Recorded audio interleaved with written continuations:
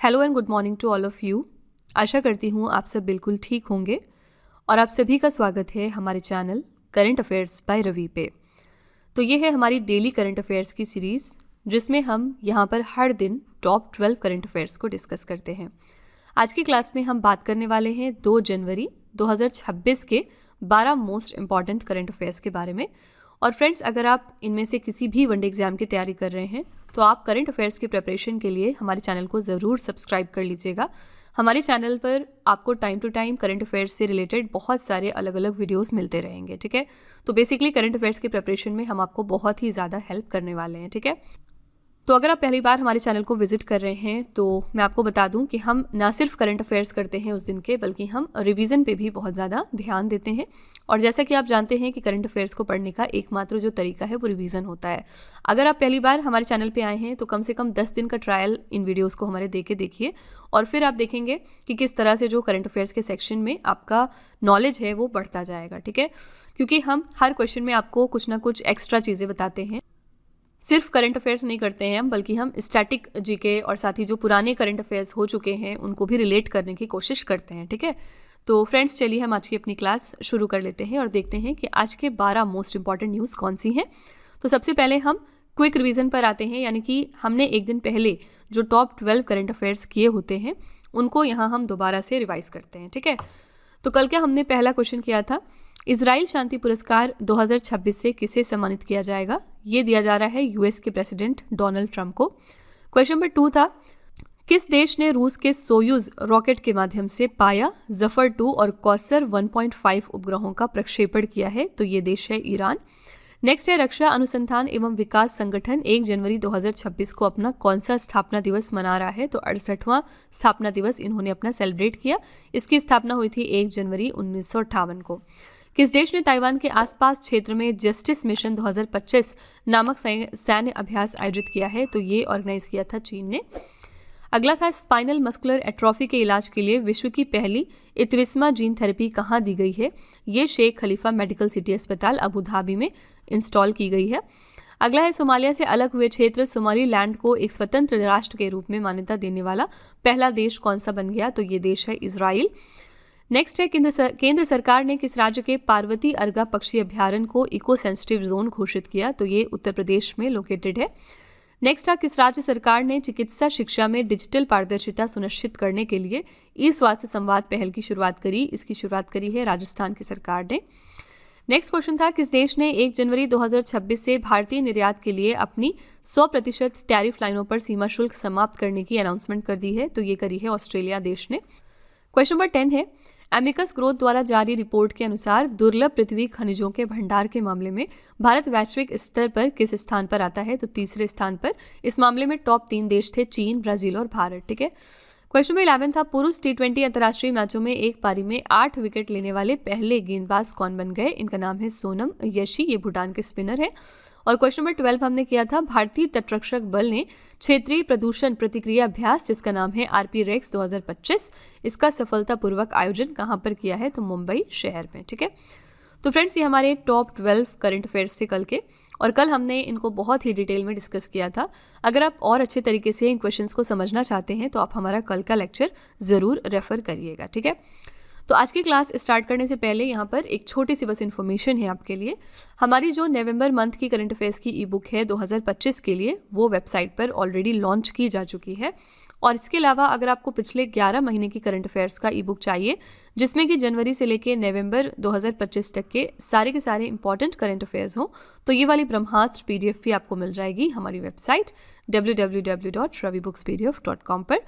ये छोटा सा सैम्पल है हमारी नवंबर मंथ की करंट अफेयर्स की ई बुक का। यहाँ पर आप देख सकते हैं कि हमने 500 से ज़्यादा प्रश्न डिस्कस किए हैं और हर क्वेश्चन को हम यहाँ पर वेल एक्सप्लेन करते हैं। न सिर्फ हाइलाइट्स का, बल्कि हम इंपॉर्टेंट पॉइंट, स्टैटिक जीके और पिक्चर्स का भी इस्तेमाल करते हैं ताकि आपको कोई भी प्रॉब्लम ना आने पाए किसी क्वेश्चन को समझने में, ठीक है। तो अगर आप इंटरेस्टेड हैं, अगर आप हमारी इन ई बुक्स को परचेज करना चाहते हैं तो ये वेबसाइट है, आप यहाँ पर जाकर इनको ज़रूर चेकआउट कर लीजिएगा। इसके अलावा ये है हमारा मोबाइल एप्लीकेशन जिसका नाम है रवि स्टडी ऐप। आप इसको भी प्ले स्टोर से अपने फ़ोन में इंस्टॉल कर सकते हैं। इसमें आपको बहुत सारी चीज़ें मिलेंगी, जैसे कि जीएस की टेस्ट सीरीज़ हो गई, यहाँ पर इस वीडियो का फ्री पीडीएफ मिल जाएगा आपको, करंट अफेयर्स के नोट्स हैं, यूट्यूब के वीडियो नोट्स हैं, करंट अफेयर्स की ई बुक्स है, करंट अफेयर्स की टेस्ट सीरीज़ यहाँ पर आप लगा सकते हैं एटसेट्रा। ठीक है, तो आप इस एप्लीकेशन को अपने फ़ोन में इंस्टॉल करके फर्दर इसको एक्सप्लोर कर सकते हैं। आपको करंट अफेयर्स की प्रिपरेशन में ये ऐप बहुत ज़्यादा हेल्प करने वाला है। ठीक है, तो फ्रेंड्स विद दिस नोट चलिए हम आज की क्लास अपनी स्टार्ट कर लेते हैं और टॉप 12 करंट अफेयर्स देखते हैं कि आज के कौन से हैं। क्वेश्चन नंबर 1 है, 400 साल पुरानी पारंपरिक डाक सेवा बंद करने वाला विश्व का पहला देश कौन सा बन गया है? तो कौन सी पहली कंट्री बनी जिन्होंने शट डाउन कर दिया है अपना 400 साल पुराना ट्रेडिशनल पोस्टल सर्विस? ऐसा करने वाला देश बना है सी ऑप्शन डेनमार्क। ठीक है, तो डिजिटल संचार के चलते भौतिक डाक का खर्च कम होने से डेनमार्क ने 400 साल पुरानी डाक परंपरा को समाप्त कर दिया। डेनमार्क की सरकारी डाक सेवा का नाम था पोस्ट नॉर्ड। इसका नाम जरूर याद रखिएगा, पोस्ट नॉर्ड।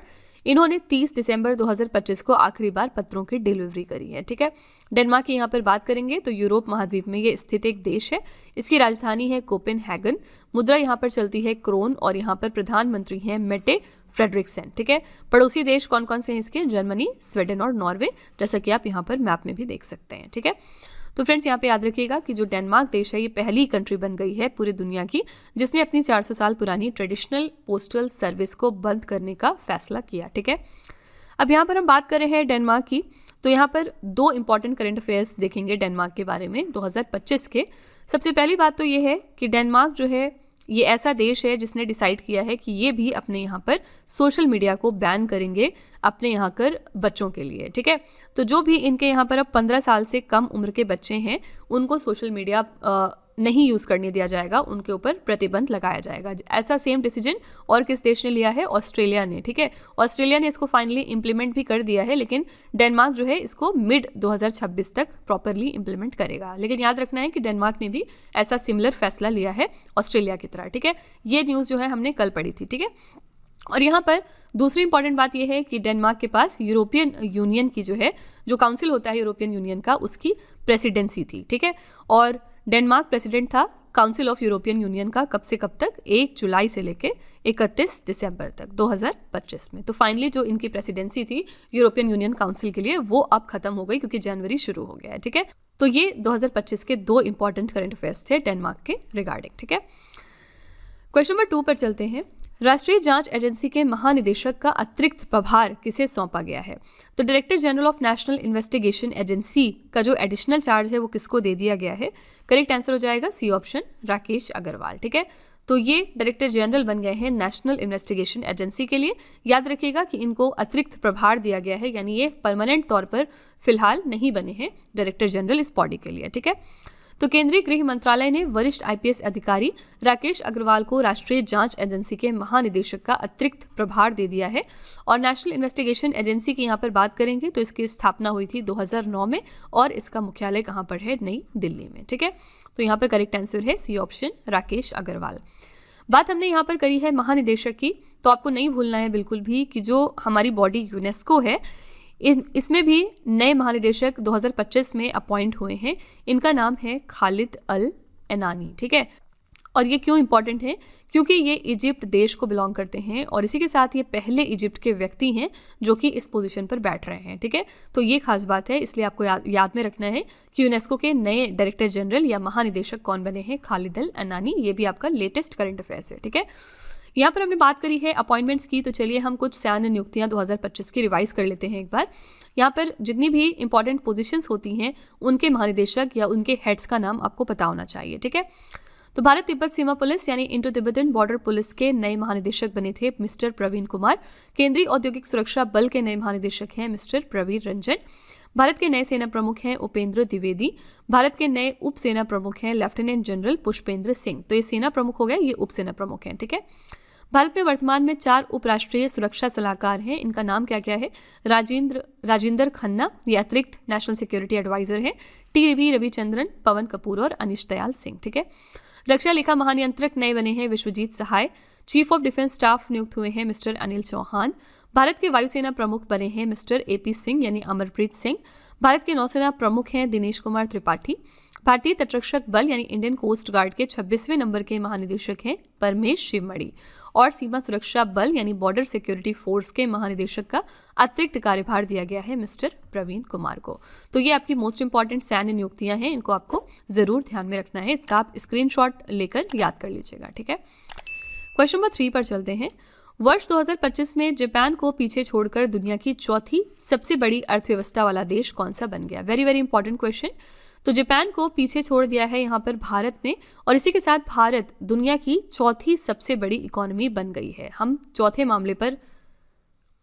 नंबर पर आते हैं अब इकोनॉमी के मामले में, याद रखिएगा, और ये बेस्ड है ऑन द नॉमिनल जीडीपी, ठीक है।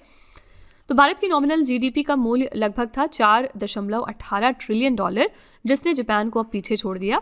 वित्त वर्ष 2025 और 26 की दूसरी तिमाही में भारत की रियल जीडीपी वृद्धि 8.2% देखी गई, जो दुनिया की प्रमुख अर्थव्यवस्थाओं में सबसे तेज है, ठीक है। दुनिया की शीर्ष 3 अर्थव्यवस्थाएं कौन कौन सी हैं, यानी हमारे ऊपर कौन सी 3 जो कंट्रीज़ हैं जिनकी अर्थव्यवस्था सबसे बेटर है?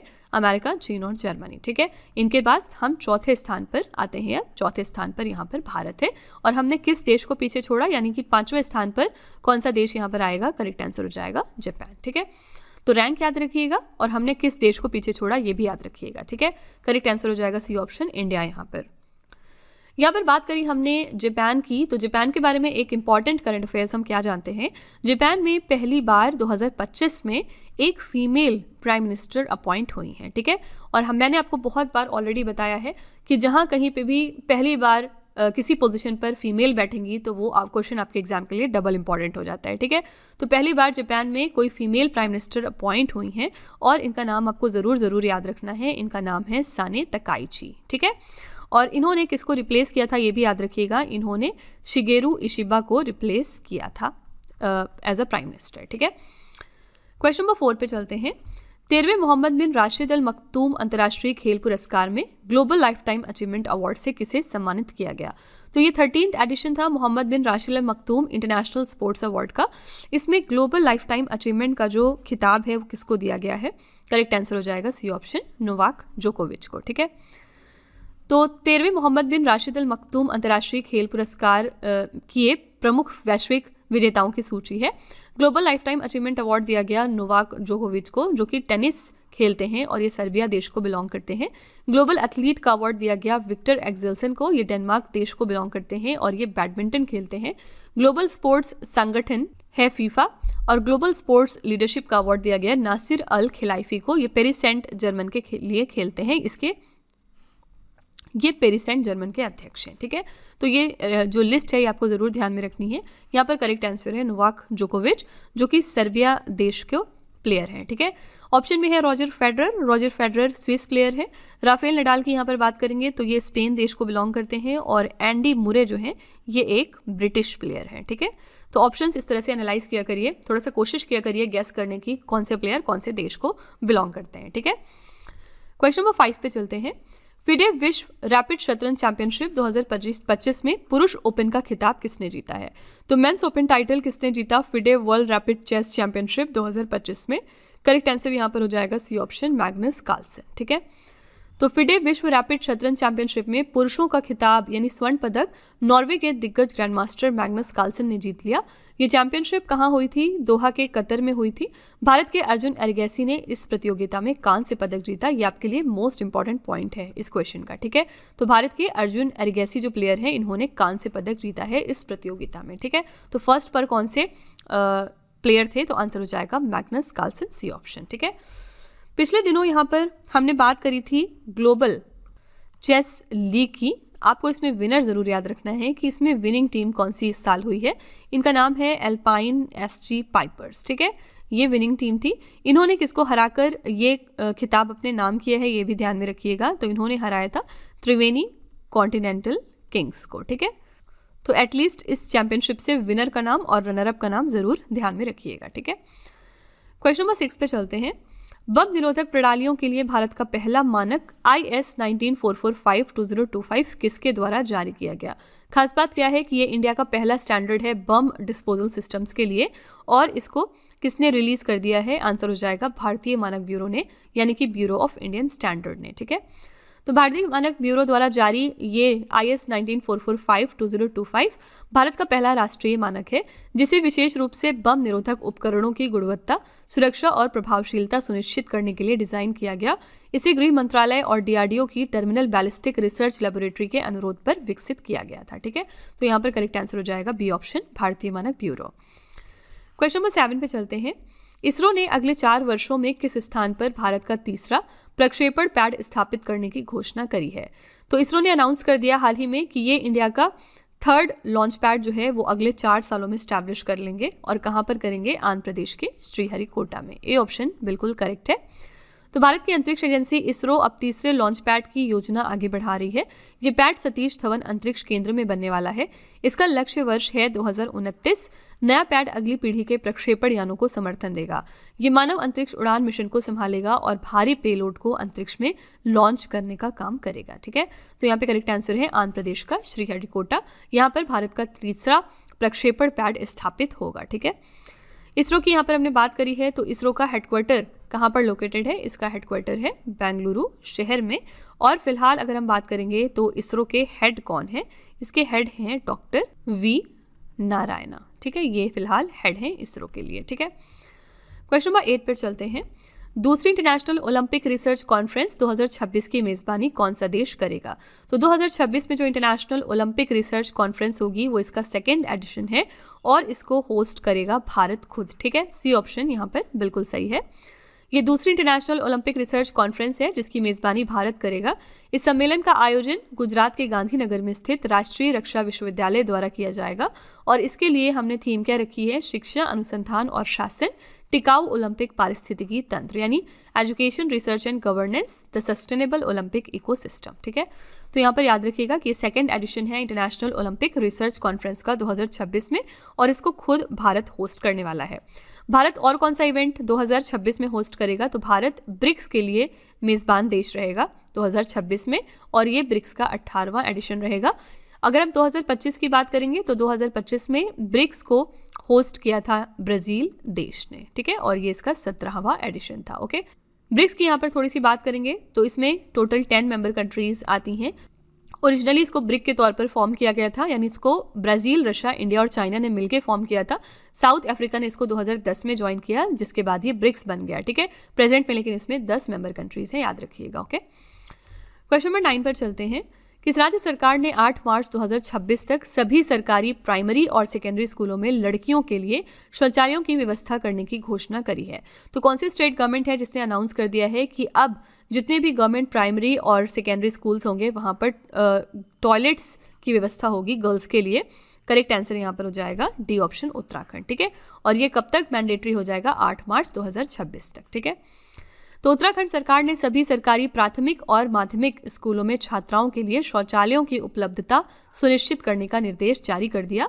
सरकार ने अंतर्राष्ट्रीय महिला दिवस 8 मार्च 2026 को इस लक्ष्य को पूरा करने की अंतिम तिथि तय की है। ठीक है, तो किस लिए 8 मार्च किया है? क्योंकि इस दिन हम इंटरनेशनल वुमेन्स डे सेलिब्रेट करते हैं। ओके, तो 8 मार्च तक उत्तराखंड में जितने भी ऐसे गवर्नमेंट प्राइमरी और सेकेंडरी स्कूल्स हैं वहाँ पर गर्ल्स के लिए टॉयलेट्स होना मैंडेटरी हो जाएगा। ठीक है, इसी के साथ अगर हम बात करें पीरियड लीव की, तो पीरियड लीव का जो कॉन्सेप्ट है ये शुरू करने वाला पहला राज्य कौन सा बना? ये है कर्नाटका। ठीक है, और इसके अंतर्गत क्या होगा? जितनी भी फीमेल एम्प्लॉयज़ काम करती हैं, नो मैटर कि वो प्राइवेट सेक्टर में है या फिर गवर्नमेंट सेक्टर में है, हर एक फीमेल को 1 दिन की छुट्टी मिलेगी 1 महीने में पीरियड लीव के तौर पर। ठीक है, उनकी मेंस्ट्रुअल साइकिल के हिसाब से। तो ये जो है कुल 12 छुट्टी बनती है पूरे साल की और ये हर फीमेल को दी जाएगी अब से कर्नाटका राज्य में। ठीक है, तो याद रखिएगा पीरियड लीव का कॉन्सेप्ट शुरू किया है कर्नाटका राज्य ने। क्वेश्चन नंबर 10 पर चलते हैं। अंतर्राष्ट्रीय क्रिकेट में 10,000 रन बनाने वाली दूसरी भारतीय और दुनिया की चौथी महिला खिलाड़ी कौन बन गई हैं? तो 2nd इंडियन और 4th वुमेन कौन है दुनिया की जिन्होंने 10,000 रन स्कोर कर लिए हैं इंटरनेशनल क्रिकेट में? इनका नाम है Smriti Mandhana. A option correct है। तो स्मृति मंधाना ने तिरुवनंतपुरम के ग्रीनफील्ड इंटरनेशनल स्टेडियम में श्रीलंका के खिलाफ चौथे T20 अंतर्राष्ट्रीय मैच में ये उपलब्धि हासिल करी। उन्होंने अंतर्राष्ट्रीय क्रिकेट के सभी प्रारूपों की 281वीं पारी में 10,000 रन पूरे कर लिए। और 10,000 रन बनाने वाली पहली 3 महिला खिलाड़ी कौन है? तो पहली है मिताली राज, दूसरी है सूजी बेट्स और तीसरी है शार्लोट एडवर्ड्स। ठीक है, तो याद रखिएगा ये इंडिया की तरफ से सेकंड और ओवरऑल 4th वुमेन बनी जिन्होंने 10,000 रन स्कोर कर लिए हैं इंटरनेशनल क्रिकेट्स में। ठीक है, यहाँ पर ऑप्शन में हरमनप्रीत कौर हैं और इनके बारे में एक इंपॉर्टेंट करंट अफेयर्स हम क्या जानते हैं। हरमनप्रीत कौर जो हैं ये ब्रांड एम्बेसडर बनाई गई हैं पंजाब नेशनल बैंक की। खास बात क्या है कि पंजाब नेशनल बैंक ने अभी तक किसी भी वुमेन ब्रांड एम्बेसडर को अपॉइंट नहीं किया था। ये पहली बार हो रहा है जब ये अपने यहाँ पर एक फीमेल ब्रांड एम्बेसडर अपॉइंट कर रहे हैं। ठीक है, तो हरमनप्रीत कौर जो है ये हाल ही में ब्रांड एम्बेसडर बनी है पंजाब नेशनल बैंक के लिए। क्वेश्चन नंबर 11 पर चलेंगे। पर्यावरण मंत्रालय ने जम्मू और कश्मीर में किस नदी पर 260 मेगावाट की दुलहस्ती स्टेज 2 की पनबिजली परियोजना की मंजूरी दी है? तो एनवायरमेंट मिनिस्ट्री ने अप्रूव किया है इस हाइड्रो इलेक्ट्रिक प्रोजेक्ट को जम्मू कश्मीर की चिनाब रिवर पर। ठीक है, तो चिनाब नदी यहाँ पर बिल्कुल करेक्ट आंसर हो जाएगा। जम्मू कश्मीर के किश्तवाड़ जिले में स्थित 260 मेगावाट की दुलहस्ती स्टेज 2 पनबिजली परियोजना को पर्यावरण मंत्रालय के विशेषज्ञ मूल्यांकन समिति ने मंजूरी दे दी।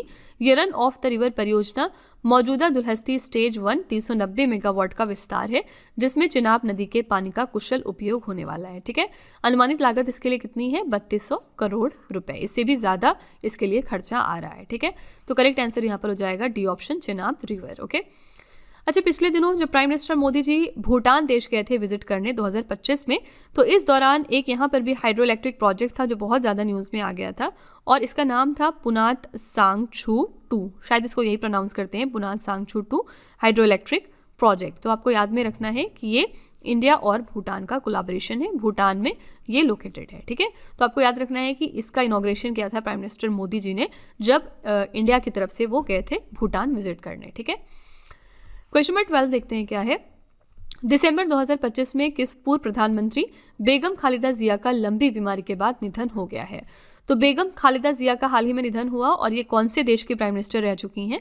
करेक्ट आंसर हो जाएगा बी ऑप्शन, बांग्लादेश की। ठीक है, तो बांग्लादेश की पूर्व प्रधानमंत्री और बांग्लादेश नेशनलिस्ट पार्टी की अध्यक्ष बेगम खालिदा जिया का लंबी बीमारी के बाद 80 वर्ष की आयु में निधन हो गया। बेगम खालिदा जिया ने बांग्लादेश की पहली महिला प्रधानमंत्री बनकर इतिहास रचा था और उन्होंने 2 बार इस पद पर अपनी सेवाएं दी। ठीक है, तो खास बात क्या हो गई कि ये बांग्लादेश की पहली महिला प्रधानमंत्री थी और हाल ही में इनका निधन हो गया है। ठीक है, तो करेक्ट आंसर है बी ऑप्शन, बांग्लादेश। बांग्लादेश की जो अभी इसके पहले प्राइम मिनिस्टर थी, इनका नाम क्या था? इनका नाम था शेख हसीना। इनके बारे में तो बहुत ज़्यादा न्यूज़ आया था 2025 में, हम सब जान चुके हैं ऑलरेडी। लेकिन एक खास बात क्या है इनके बारे में कि शेख हसीना को जो हमारा इंटरनेशनल क्राइम्स ट्राइब्यूनल होता है, उन्होंने इनको डेथ सेंटेंस दी है, यानी इनको मौत की सज़ा सुनाई है। रीज़न क्या है? जो यहाँ पर बांग्लादेश में स्टूडेंट लेवल के जो प्रोटेस्ट हुए थे उसमें बहुत सारे स्टूडेंट्स मारे गए थे, तो इस वजह से जो इंटरनेशनल क्राइम्स ट्राइब्यूनल है उन्होंने शेख हसीना को इसका दोषी माना और इनको जो है डेथ की सज़ा सुनाई। ठीक है, तो कई बार एग्जाम में क्वेश्चन पूछ लिया जाता है कि इंटरनेशनल जो क्राइम्स ट्राइब्यूनल है इन्होंने शेख हसीना को मौत की सज़ा सुनाई, तो ये कौन से देश की फॉर्मर प्राइम मिनिस्टर हैं? इस तरह से। ठीक है, तो आपको याद रखना है कि ये बांग्लादेश की फॉर्मर प्राइम मिनिस्टर हैं। ठीक है, तो फ्रेंड्स ये थे हमारे टॉप 12 करंट अफेयर्स आज के। आई रियली होप कि आपने इन सारे क्वेश्चंस को अच्छे तरीके से समझा होगा और हर क्वेश्चन में जो हम आपको एडिशनल चीज़ें बता रहे हैं आपने वो सब भी अच्छे तरीके से रिवाइज कर लिया होगा। तो लास्ट में फिर चलते हैं आपके टेस्ट की तरफ, जहाँ पर हम आपके लिए डेली 3 क्वेश्चंस लेकर आते हैं और ये क्वेश्चंस इसी वीडियो में से होता है। अगर आपने अच्छे तरीके से वीडियो को कवर किया है तो आप इसका आंसर दे पाएंगे। आज का पहला प्रश्न है आपके लिए, पर्यावरण मंत्रालय ने जम्मू और कश्मीर की किस नदी पर 260 मेगावाट की दुलहस्ती स्टेज 2 की पनबिजली परियोजना की मंजूरी दे दी है? दूसरा प्रश्न है, 400 साल पुरानी पारंपरिक डाक सेवा बंद करने वाला विश्व का पहला देश कौन सा बन गया? और तीसरा प्रश्न है, दिसंबर 2025 में किस पूर्व प्रधानमंत्री बेगम खालिद जिया का लंबी बीमारी के बाद निधन हो गया है? ठीक है, तो फ्रेंड्स ये 3 क्वेश्चंस आपके लिए हैं एज अ होमवर्क और इनका जो जवाब है वो आपको कमेंट में जाके लिखना है। और इसी के साथ हमारी क्लास यहाँ पर एंड होती है। आई रियली होप कि आपको हमारी क्लास पसंद आई होगी। आप अपना फीडबैक कमेंट में ज़रूर लिख दिया करिए कि आपको क्लास कैसी लगी और अगर आपको लगता है कि इसमें कुछ इम्प्रूव होना चाहिए तो आप अपना व्यू भी कमेंट में डाल सकते हैं। ठीक है, तो फ्रेंड्स इसी तरह के बेस्ट क्वालिटी कंटेंट और अच्छी प्रिपरेशन के लिए आप हमारे चैनल के साथ जुड़े रहिए। मिलते हैं अगली क्लास में एक और इम्पॉर्टेंट टॉपिक के साथ। Till then stay tuned. Thank you so much for watching. Also don't forget to like, share and subscribe our channel. Friends यहाँ पे वीडियो को एंड करने से पहले मैं आपको एक छोटी सी इन्फॉर्मेशन दे दूँ कि अगर आप इंग्लिश मीडियम में ज़्यादा कंफर्टेबल हैं, यानी कि अगर आप करंट अफेयर्स को और स्टैटिक जीके को इंग्लिश मीडियम में पढ़ना प्रेफर करते हैं, तो इसके लिए आप हमारे चैनल रवि अदिति क्लासेस को सब्सक्राइब कर सकते हैं। इसके अलावा अगर आपको बुक्स चाहिए प्रिंटेड फॉर्मेट में तो ये आपको मिल जाएगी हमारी वेबसाइट www.raviaditipublication.com पर, और ये आपके घर तक भी डिलीवर की जाएंगी। तो फिलहाल आपके लिए हमने लॉन्च किया है जीएस का one liner 25,000 plus exam fact का बुक, जहाँ पर सभी इंपॉर्टेंट क्वेश्चंस को हमने कवर किया है। साथ ही यहाँ पे आपको जनरल साइंस, जीके और एनसीईआरटी के नोट्स वगैरह भी मिल जाएंगे। इसके अलावा अगर आपको ई बुक्स चाहिए तो ये आपको ईमेल के थ्रू इंस्टेंटली डिलीवर की जाएगी, और ये मिलेगी आपको हमारी वेबसाइट www.ravibookspdf.com पर। तो यहाँ पर आप देख सकते हैं कि जनवरी से लेकर मई यानी कि लास्ट 5 मंथ का करंट अफेयर्स का ई बुक हमने लॉन्च किया है आपके लिए। इसके अलावा मंथली और ईयरली ई बुक्स भी मिल जाएंगी। साथ ही 11,000 प्लस जीके जीएस का बुक भी आपके लिए अवेलेबल किया गया है। ठीक है, तो अगर आपको इनमें से कोई भी ई बुक चाहिए तो इस वेबसाइट पर जाके आप इनको परचेज कर सकते हैं। साथ ही ये हमारा मोबाइल एप्लीकेशन है जिसका नाम है रवि स्टडी ऐप। अगर आपको इस वीडियो का फ्री पीडीएफ चाहिए तो आप यहाँ पर जाके इसको डाउनलोड कर सकते हैं। इस एप्लीकेशन में और भी चीज़ें हैं आपके लिए, जैसे कि जीएस की टेस्ट सीरीज़, करंट अफेयर्स के नोट्स, यूट्यूब के वीडियो नोट्स, करंट अफेयर्स की ई बुक्स, जीके जीएस की ई बुक्स एटसेट्रा। ठीक है, तो आप इस एप्लीकेशन को डाउनलोड करके फर्दर एक्सप्लोर कर सकते हैं। और सभी वीडियोस और ई बुक से रिलेटेड जो अपडेट्स हैं वो आपको मिलेगी हमारे Telegram channel current affairs by Ravi पर। तो इसको भी आप ज़रूर ज्वाइन कर लीजिएगा, जिससे कि आप हमारे सारे न्यू लॉन्चेस से अपडेटेड रहें। ठीक है।